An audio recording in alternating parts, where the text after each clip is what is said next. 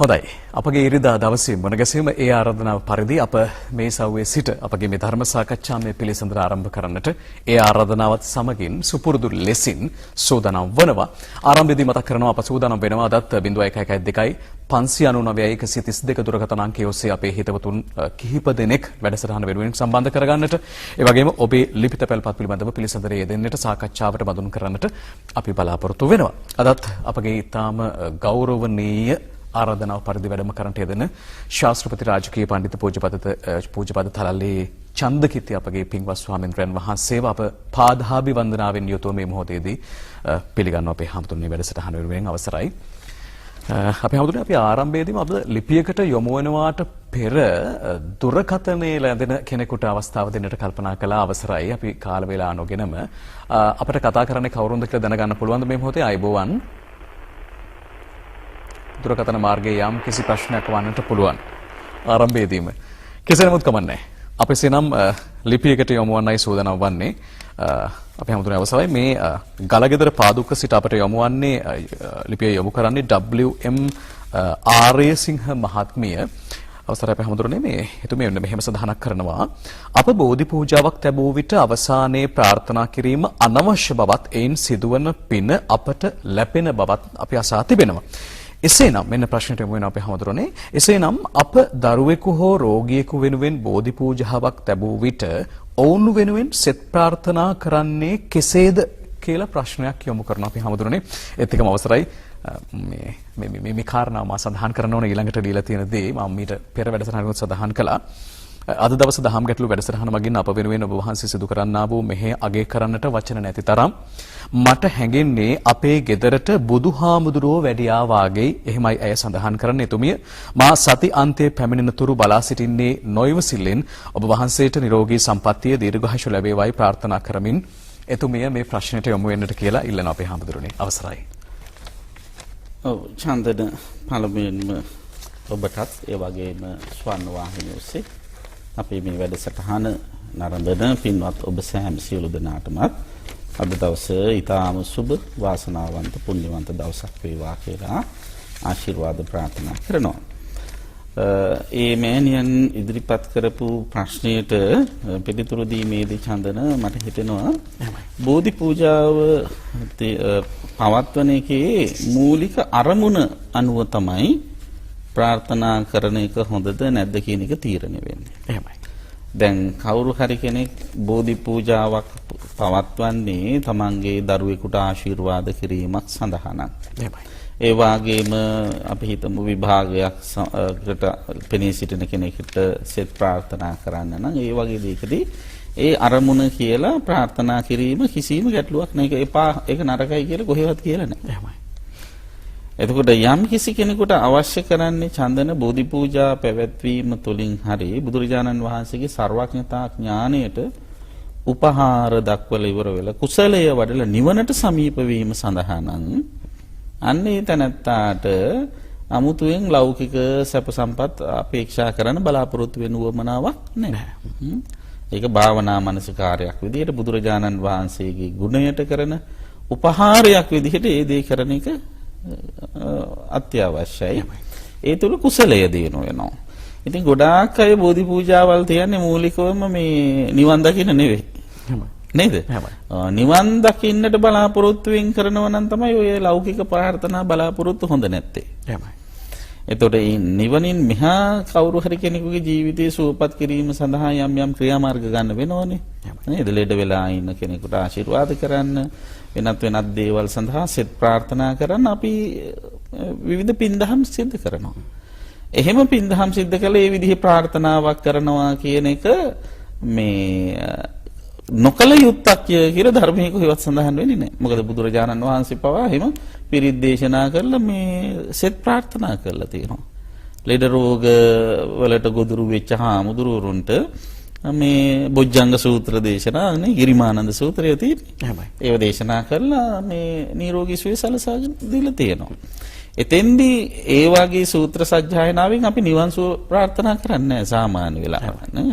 ඒ වගේ එතකොට අපි බලන්න ඕන ඒ කරන ක්‍රියාව බෝධි පූජා හෝ පිරිත් දේශනා හෝ මොකක් හරි ආශිර්වාදයේ බලාපොරොත්තු මූලික බලාපොරොත්තු ඉන්ටෙන්ෂන් එක අපේ කෙනෙක් සුවපත් කිරීමක් නම් ඒ දෙන්නේ සම්බන්ධයෙන් ඒ අදාළ ප්‍රාර්ථනා කරා කියලා කිසිම ගැටලුවක් වෙන්නේ නැහැ. හැබැයි එහෙම කරා කියලා යට ඒක නිවන් දකින්න හේතුවක් වෙන්නේත් නැහැ. එහෙමයි. ඒක අපි අවධානය කරගන්න ඕන.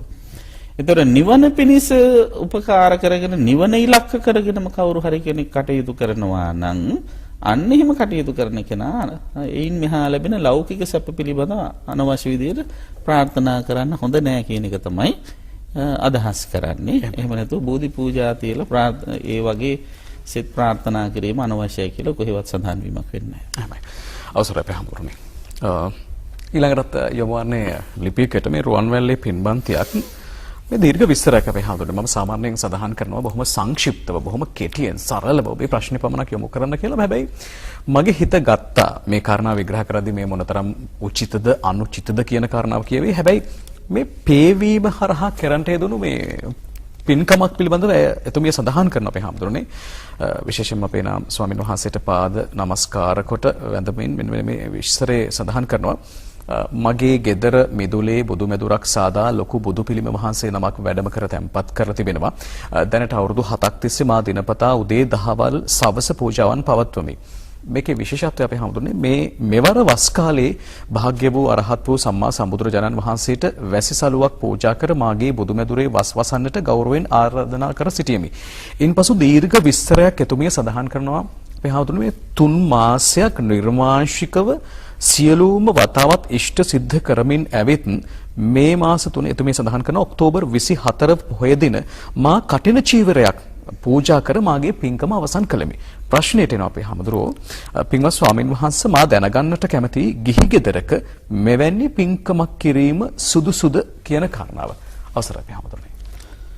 චන්දන ගිහි ගෙදරක කටින පින්කමක් කිරීමේ කිසිම බාධාවක් නැහැ. ගිහි ගෙදර හාමුදුරු කෙනෙක් වස් සමාදන් කරවලා හිටියනම්. වස් සමාදන් කරපු නැති හාමුදුරු කෙනෙක් නැති තැනක මේ කටින පින්කමක් කොහෙතම කරන්න පුළුවන් කමක් නැහැ. ඒක කටින පින්කම කියලා කියන්නේ විනය කර්මයක් හා සම්බන්ධ වෙන පින්කමක්. එතකොට විනය කර්ම කරන්නේ ගිහියෝ නෙවෙයි. විනය කර්ම කරන්නේ පැවිද්දෝ.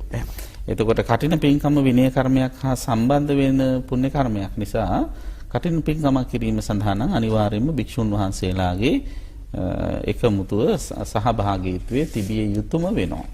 ඉතින් එතුමිය මේ ඔය මාස ගානක් තිස්සේ පේ වෙලා බොහොම ශ්‍රද්ධාවෙන් සිල් ආරක්ෂා කරගෙන තුනුරුවන් ගුණ මෙනෙහි කරගෙන මේ පුද පූජා පැවැත්වීමේ ආනිසංසය එතුමියට තියෙනවා. හැබැයි ඒක කඩෙන ආනිසංසයක් නෙවෙයි. ඒ වගේම එතුමියට පුළුවන්කම තියෙනවා 3 මාසෙන් ඉඳන් කියන බුදුහාමුදුරන් ජීවමාන බුදුහාමුදුරු වැඩ ඉන්න සංඥාවෙන් ආරාධනා කරලා ඉවර වෙලා බුද්ධෝපස්ථානය කරා කියලා. එහෙම කරලා ඉවර වෙලා ඔන්න අපිට පුළුවන්කම තියෙනවා ඕනනම් අර වප්පෝයේ දවසේ මහා පවාරණය කරන දවසේ ඉන් පස්සේ බුදුහාමුදුරු වෙනුවෙන් සිවුරක් පූජා කරන්න. ඒකට කියන සුගත චීවර පූජාව කියලා. ඒක කටින චීවරයත් එක්ක සම්බන්ධ එකක් නෙවෙයි. නමුත් අර වස්තු මාසේ බුදුහාමුදුරු වැඩ හිටියාට උපහාර දැක්වීම වශයෙන් අපි බුදුහාමුදුරන්ට සුගත චීවරයක් සකස් කරලා පූජා කරලා ඒ කටයුතු හමාර කරන්න පුළුවන්. එහෙම නැතුව භික්ෂූන් නැතුව ගිහියන්ට විතරක් තනියෙන් කටින පින්කම් කරන්න බෑ. එහෙමයි. ඒක අපි අවධානය කරගන්න ඕනේ. හොඳයි. අවසරයි අපේ හාමුදුරනේ.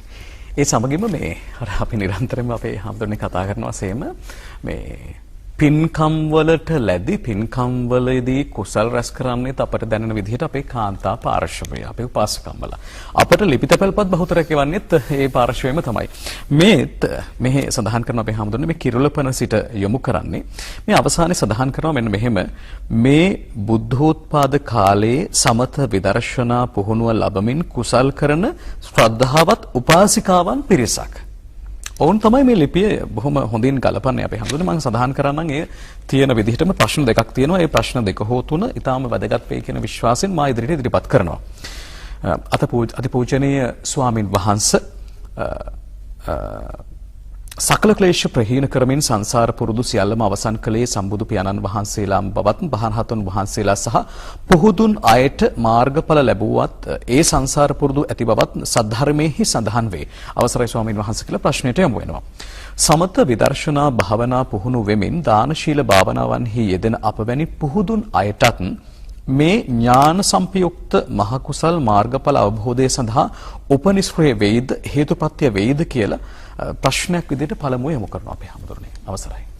ඔව් ඥාන සම්ප්‍රයුක්තව කරන හැම ක්‍රියාවක්ම නිවනට උපකාර වෙනවා. එහෙමයි. සෝමනස්ස සහගත ඥාන සම්පයුක්ත ක්‍රියාවන්. සෝමනස්ස සහගත කියලා කියන්නේ සතුටින් යුක්තව.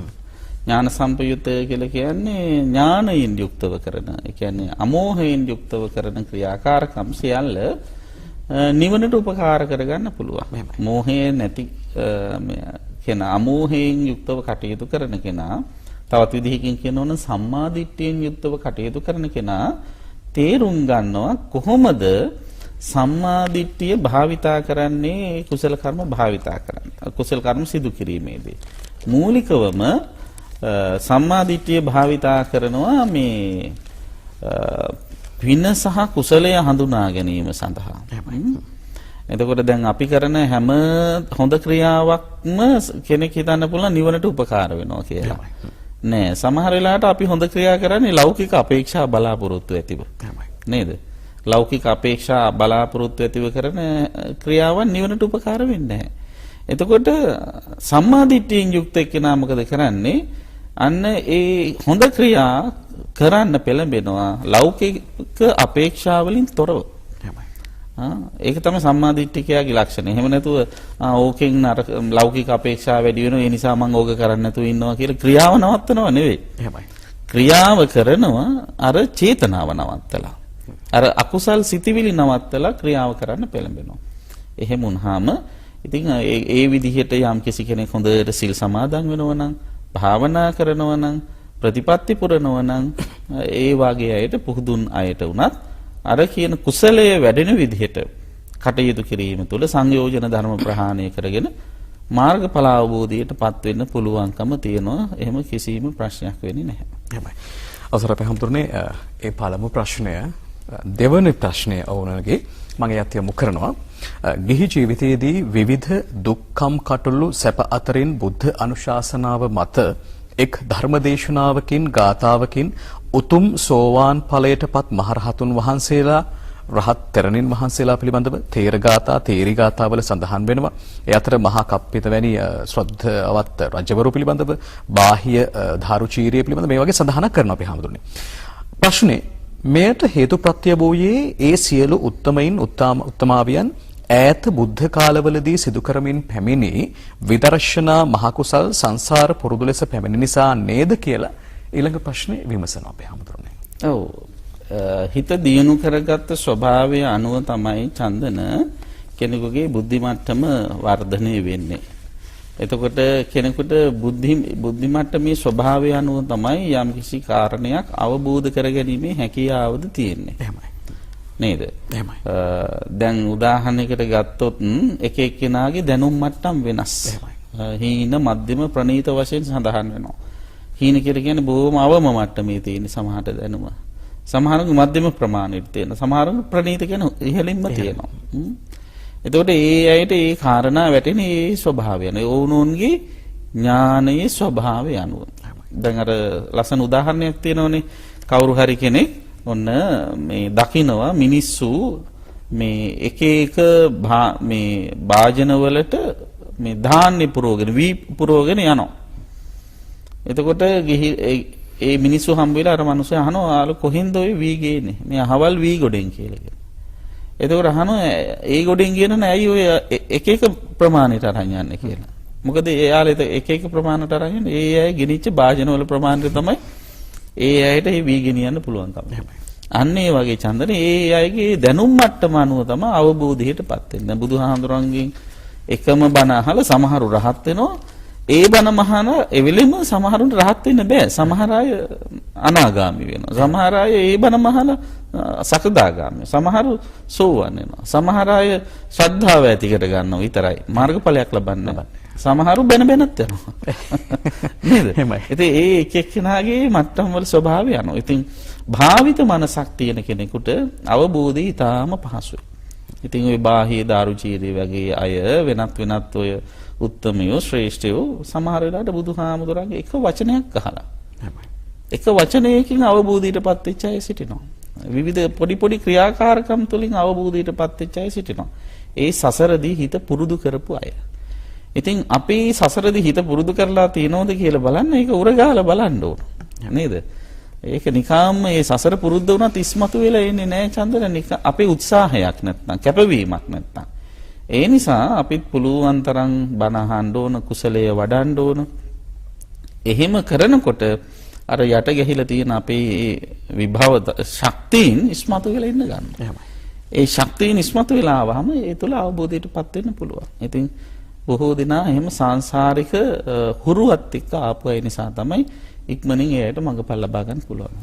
හොඳයි. අවසර අපේ හැමෝටම මම හිතන්නේ ශ්‍රද්ධාවත් උපාසිකාවන් පිරිසට නිසි පිළිතුරු ලැබෙන්නට ඇති අපේ පින්වත් ස්වාමින් වහන්සේගෙන් කියලා විශ්වාස කරනවා. දුරකථන ඇමතුමකට දැන් සම්බන්ධ වන්න උත්සාහ කරනවා. සිසිර පේරාදෙණියේ සිට සම්බන්ධ වෙන්නේ ආයුබෝවන් සුබෝදෑසන.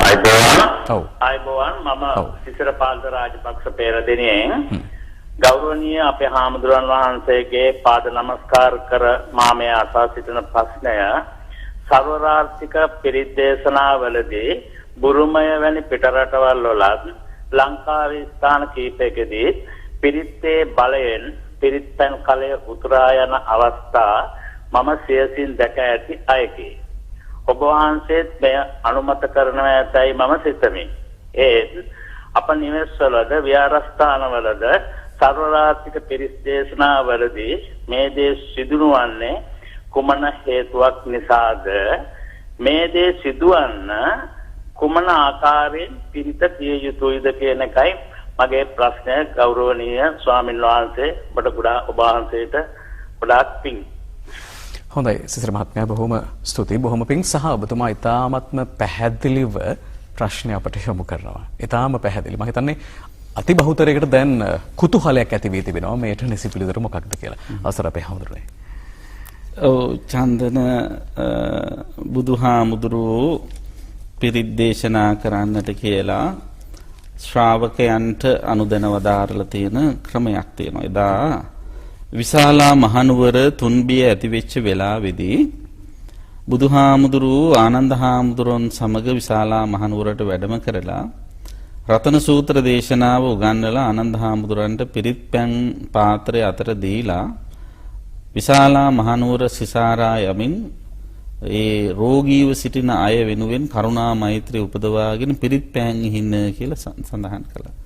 ඒ පිරිත් පැන් ඉහින වෙලාවේදී ආනන්ද හාමුදුරුවෝ ඊටාම කාරුණිකව අර මිනිසු කෙරෙහි පුදුමාකාර කරුණාවක් මුල් කරගෙන තමයි ඒ පිරිත් දේශනාව කරමින් පිරිත් පැන් ඉහෙලා තියෙන්නේ.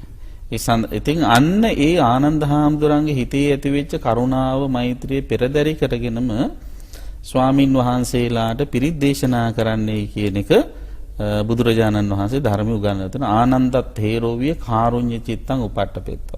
ආනන්ද හාමුදුරුවෝ වගේ කරුණාසිත පහල කරගෙන පිරිත් දේශනා කරන්න කියලා. එතකොට ඒ එකක්. අනිත් කාරණාව තමයි පිරිත් දේශනාවකින් අපි බලාපොරොත්තු වෙන්නේ මූලික කාරණා තුනයි. ඒ තමයි පිරිත් දේශනාවකට ආරාධනා කරනකොට අපි ආරාධනා ගාථා තුනක් කියනවා.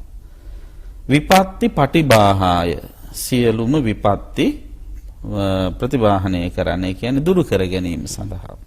සබ්බ සම්පatti සිද්ධිය සියලු සම්පත් සිද්ධ කර ගැනීම පිණිස. සබ්බ දුක්ඛ විනාශාය සියලුම දුක් ජාති වනසා දැමීම පිණිස. ඊළඟට සබ්බ භය විනාශාය සියලු බිය වනසා දැමීම පිණිස.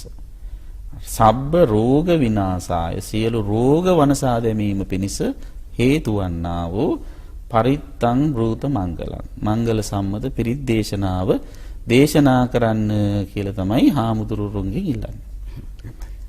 එතෙන්දී චන්දන ඉල්ලන්නේ නැහැ පිරිත් කලේ උතුරලා යන විදිහට දේශනා කරන්න කියලා. එහෙමයි. අන්න ඒක අපි අවධාරණයකට ගන්න ඕනේ. පිරිත් කලේ මේ කෙනෙක් තර්ක කරන්න පුළුවන් පිරිත් හොඳට කියපු හින්දා තමයි මේ කලේ ඉතුරු වෙයි. නැත්තම් මේ වුණා වෙන්න කියලා. දැන් සමහර වෙලාවට චන්දන කලේ හිල් වෙලා තිබ්බනම් ඔය ගොඩාක් පිරිත් කල මම දැකලා තියෙනවා අත්දැකීමෙන්ම මේ සමහර අලුත්ම කලනේ ගේන ඔය පිරිත් කරුවේ තියන්න කලේ ලීක් එකක්. ඉතින් අර කලේ තියලා තියෙන අර බේසමුඩනේ බේසමේ වතුර පිරিলা. බේසමේකයි වතුර. ඉතින් හාමුදුරුවෝ කොච්චර පිරිත් කිව්වොත් ඔක උතුරන්නේ යටි ලීක් නේ. ඉතින් ඒ නිසා අනිත් කාරණාව මේ කලයේ උතුරන එකම නෙවෙයි පිරිතේ බලගැන්වීම කියලා කියන්නේ. පිරිතකින් ආශිර්වාදය ලැබෙන්නේ චන්දන කියන කෙනාගේ හිත තුල ශ්‍රද්ධාව ඒ වගේම කරුණා මෛත්‍රිය තියෙන ඕනේ කියන්නේ ස්වාමින් වහන්සේගේ ඒ වගේම පිරිත් අහන කෙනා කෙරෙහි මහා පුදුම ශ්‍රද්ධාවක් තියෙන්න ඕන. තුනුරුවන් කෙරෙහි විශ්වාසයක් තියෙන කරුණු අවබෝධයක් තියෙන්න ඕන. අන්න ඒ වාගේ පසුබිමක් තියෙනව නම් විතරයි ඒ පිරිතෙන් ආශිර්වාදයක් ඒ පුද්ගලයාට ඒකාන්තයෙන්ම ලබා ගන්න පුළුවන්කම තියෙන්නේ. ඉතින් සමහර තැන්වල අපි දැකලා තියෙනවා යంత్ర මන්ත්‍ර ස්වරූපයෙන් යම් දේවල් කරනවා. එතකොට ඔය කල උතුරණේවා පෙන දානේවා වෙන ඒවා තියෙනවා. නමුත් මේ පිරිත් කියලා කියන්නේ එහෙම මේ යంత్ర මන්ත්‍ර ස්වරූපේ එකක් නෙවෙයි.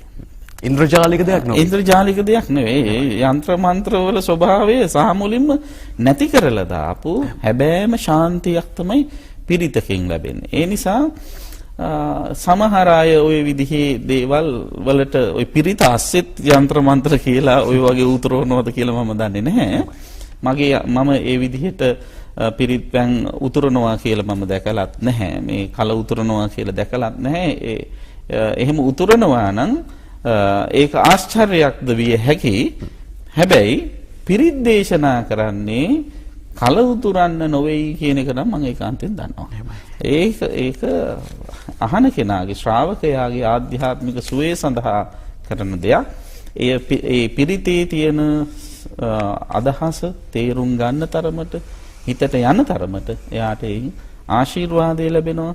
ඒ වගේම ඊට අවශ්‍ය කරන වටපිටාව හොඳින් සකසා ගත්තාම සම්‍යක් දෘෂ්ටික දෙවියන්ගේ ආකර්ෂණයත් එයාට ලැබෙනවා. ඒ තුල දෙවියන්ගේ ආරක්ෂාවද ලැබෙනවා කියන එක අපි හොඳින් වටහාගෙන කටයුතු කරාම ඒ ප්‍රමාණවත් කියලා මම විශ්වාස කරනවා.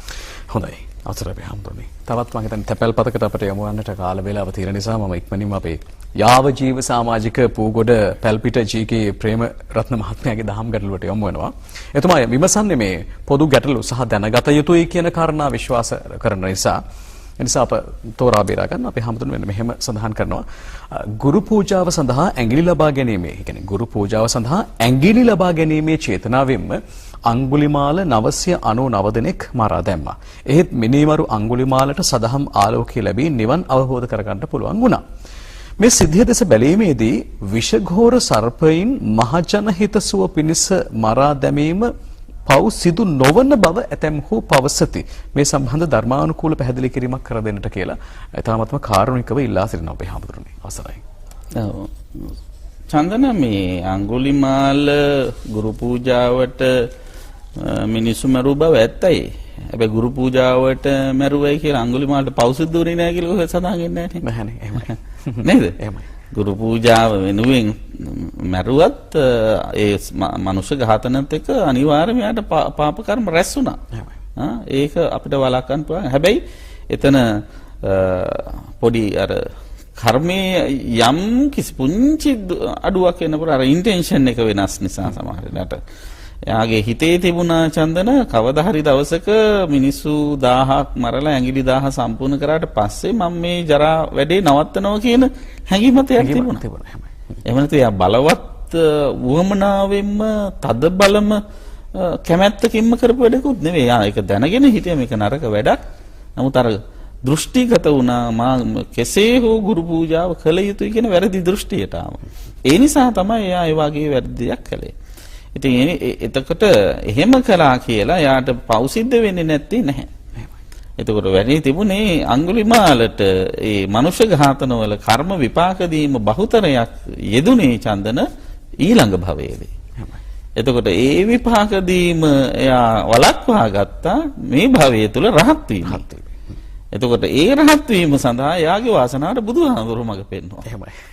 දැන් ওই සර්පිය මරණ කාටවත් එහෙම මඟ පෙන්වන්න කවුරුත් නැහැ. රහත් වෙන්න හරි මාර්ගඵලයක් ලබන්න. එහෙමයි. නේද? එතකොට මේක හොඳ ප්‍රජා සේවයක් මේ විසගෝර සත්වයෝ මරන්න මේ කරාම මේක සමාජ සේවයක් කියලා හිතලා සත්තු මරණ අය ඉන්න වෙන පුළුවන්. හැබැයි එහෙම වුණා කියලා මරණ චේතනාව තියෙනවා නම් මැරෙන්න සතෙක් ඉන්නවා නම් උපක්‍රම යොදනවා උපක්‍රමයෙන් මැරෙනවා එතන යාට අනිවාර්යෙන් ප්‍රාණඝාත අකුසලයේ සිදු වෙනවාමයි. විසගෝර සර්පය මැරුවාම පව් සිද්ධ වෙන්නේ නැහැ කියන කතාවක් කොහෙවත් සඳහන් නැහැ. ඒ විදිහට තමයි ගත්තාම දැන් රටදෑ සමය වෙනුවෙන් මේ රණවිරු නේද? රණවිරුත් කොච්චර මිනිස්සු මරලා තියෙනවද? එතකොට රටදෑ වෙනුවෙන් මැරුවේ හින්දා යාලට පව් සිද්ධ වෙන්නේ නැහැ කියලා එහෙම කතාවක් කොහෙවත් නැහැ. ධර්මානුකූලව බැලුවොත් ඒ කට්ටියටත් පව් සිද්ධ වෙනවා. එතකොට ඒ කට්ටිය එතකොට ඇයි මිනිමරුව නොවි රණවුරයෝනේ? එතනයි විශේෂත්වය. රට බේරා ගැනීමේ චේතනාව තමයි ඔවුන්ගේ. රට ඒ වීරත්වයේ තමයි චන්දන තමන්ගේ සැපත කැප කරලා තව කෙනෙක් සැපවත් කරන්නට කරන ඒ අසහාය කැපවීම. එතකොට ඒ අපේ රණවිරුව දන්නවා මම මේ කරන්නේ වැරදි වැඩක් කියලා. හැබැයි මගේ ජීවිතේ කැප කරලා හරි මම මගේ ඊළඟ සංසාර ජීවිතයේ දුගතියකට ඇද වැටුණත් මම තවත් පිරිසක් සාමකාමීව සහජීවනින් සුවපත්ව ජීවත් කරන්නයි මේ වැඩේ කරන්න කියන චේතනාව යාලට තිබෙනවා. එහෙම නැතුව සාමාන්‍ය මිනිමරුව දාලට මිනිමරණ චේතනාවෙම කරන් එක නෙවෙයි. ඒ නිසා තමයි මිනිමරුව නොවි රණවිරුව බවට පත් උනේ. ඉතින් එහෙම රණවිරුවන්ටත් අකුසලයේ සිද්ධ වෙනවා. ඒ ප්‍රාණඝාත පව සිද්ධ වෙනවා. හැබැයි ඒ අය ඉන් පස්සේ දැන් ඉත යුද්ධ ඉවරයිනේ. ඊට පස්සේ උත්සාහ කළ වැඩි මහන්සි වෙලා භාවනා කරලා කැප වෙලා මාර්ගඵල හිම ලබා ගත්තොත් එහෙම නැත්නම් පුළුවන් තරම් અભේදානමය පින්කම් ආදී සිද්ධ කරලා තමන්ගේ කර්ම ශක්තිය ටික අඩු කරගත්තොත් ඒ අයට ඕනනම් පුළුවන් ඊළඟ භවයේ දුගතිගාමී නොවි බේරෙන්න. ඒ බේරිලා හොඳ කල්යාණ මිත්‍ර ඇසුර ලබාගෙන ධර්ම මාර්ගයට ඇවිල්ලා ඊළඟ භවයේදී හරි මාර්ගඵල ලබා ගත්තොත් අන්න අඟුලිමාල බේරනවා වගේ කටියට බේරෙන්න පුළුවන්. එහෙමයි. ඉතින් ඒ නිසා අපි තේරුම් ගන්න ඕන විසගෝර සර්පයෝ මේ නැති කිරීම තුලින් පව් සිද්ධ වෙන්නේ නැහැ කියන හැඟීමක් තියෙනවා. ඒක අදම අයින් කරගන්න මොන සතා හරි මරණකොට සතාට පණ තියෙනවා නම් මරණ චේතනා තියෙනවා නම් ඒ චේතනා උපක්‍රම යොදලා මරනවා නම් ඒ පවක්ම බව වටහා ගන්න ඕනේ. එහෙමයි. අවසරයි හැමදෙන්නේ. බොහෝ තැන්වලට අපවත් කැඳවාගෙන යනවා වැඩසටහන මේ ඉසව්වේ සිටින මාත් ඇතැම් අවස්ථාවේදී බොහෝ දුරට ගිහිල්ලා අපේ ස්වාමීන් වහන්සේ ඉදිරියේ මා නවතිනවා. ඒකට හේතුව අපට නොතේරෙන සමහර තැන් සිද්ධිවලදී අපට උපදෙස් දුන්න අයවලුන් අපට දුන්නු වැරදි අර්ථකථන වැරදි මඟ පෙන්වීම පිළිබඳව මේ අවස්ථාවලදී සිහිපත් වෙනවා. දැන් අපි ප්‍රේමරත් මහත්මයා පමණක් නෙවෙයි මේ මොහොතේ වැඩසටහන බරන් ඉන්නට නරඹන අති බහුතරයක් දෙනා සමහර විට මේ ධර්ම කරුණු වල යම් කොටසක් දන්නව වන්නට පුළුවන්. හැබැයි නිසි විග්‍රහයක්, නිසි අර්ථ දැක්වීමක් පිළිබඳව අවබෝධයක් තිබෙනවාද කියලා ප්‍රශ්නාර්ථයක් තිබෙනවා. මම විශ්වාස කරනවා අපේ හැමෝටම මේ වැඩසටහන මෙතරම් ජනගත වන්නට හේතු මේ නිරන්තරයෙන් මේක ගැන කියමින් අප මේ වෙනත් ලාභ ප්‍රයෝජනක් බලාපොරොත්තු වෙනව නෙවෙයි. අප විශ්වාස කරනවා ඒ න්‍යායෙන් තව කිසි කෙනෙක්ව ඔබේ ඥාතියෙකුව ඔබේ හිතවතෙක්ව මේ වැඩසටහන බලන්නට යොමු කරනවා නම් මම හිතනවා ඔහුගේ හෝ ඇයගේ ජීවිතයටත් මහඟු ආදර්ශයක් ඔබ ලබා දෙනවා කියලා අප විශ්වාස කරනවා. ඒ වගේම චන්දන මට විනාඩියක් දෙන්න. අපේ ඔබ මතක් කළා සේන්ම බොහෝ පිට ගම්බද උදවිය පවා අපි යනකොට තේරෙනවා කියනවා මේ වැඩසටහන හරියට නරඹනවා කියලා. බොහෝ දෙනා මේ ගැන උනන්දුව දක්වනවා. ඉතින් ඒ අතරේ අපි මේ වැඩසටහනේදී සම්බන්ධ කියන දේවල් එක්ක බොහෝ දෙනා ප්‍රතිචාර දක්වනවා. විශේෂයෙන්ම අපේ ධර්මපන්තිය ගැන සඳහන් කළා. මම දැන් ලබන 17 වෙනි බ්‍රහස්පතින්දා අපේ ධර්මපන්තිය පැවැත්වෙනවා. ඉතින් මෙහිදී මතක් කර නිසාම බොහෝ දෙනා ඒ ධර්මපන්තියටත් සහභාගී වෙන්නට කල්පනා කරලා. ඉතින් කැමැති අය සිටිනවා නම් බ්‍රහස්පතින්දා පවත්වන 17 වෙනිදා ධර්මපන්තියටත් පෙරවරු 9 සිට 11 දක්වා ඒ ක්‍රියාත්මක වෙන්නේ සහභාගී වෙන්න කියලා අපි සිහිපත් කරනවා. එහෙමයි. හොඳයි. අසල අපේ හැමෝටම මේ ලීම ඒ කාරුණික මතක් කිරීම සමගින් එසේනම් අපි අද දවසට ගැළපෙන පරිදි අපි සමුගන්නට සූදානම් වෙනවා හිතවතුනි පින්වතුනි නැවතත් ලබන සතියාන්තයේදී ඔබ මුණ ගැසීමේ බලාපොරොත්තු වෙමින් එසේනම් සුපුරුදු ලෙසින් ඔබ මා කෙරෙහි මහත් අනුකම්පාවෙන් යුතුව මේ සව්වට අපගේ වැඩසටහනට වැඩම කරන්නට යෙදෙන අපේ පුණ්‍යවන්ත ස්වාමින්වයන් වහන්සේට අප පුණ්‍යානුමෝදනා එක්කාසු කළ යුතුයි. විශේෂයෙන්ම ඔබ ඔය සව්වේ සිට ඔබගේ නිවසේ සිට මා මේ සව්වේ සිට අපේ ස්වාමින් වහන්සේට පුණ්‍යානුමෝදනා එක් කරමු. ශාස්ත්‍රපති රාජකීය පඬිතු පූජ්‍යපාද තලල්ලේ චන්දකිති ස්වාමින්වයන් වහන්සේට අවසර අපේ හාමුදුරනේ අප සමුදෙනවා මේ මොහොතේදී අප නැවතත් ලබන සතියේදී මුණ ගැසීමේ බලාපොරොත්තු වෙමින් එසේනම්